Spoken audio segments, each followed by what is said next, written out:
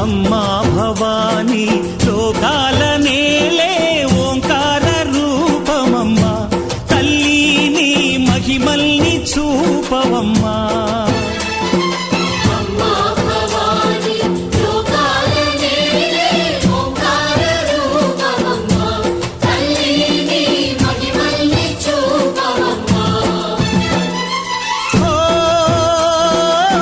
సృష్టికే దీపమా, శక్తికే మూలమా, సింహరథమే నీదమ్మా.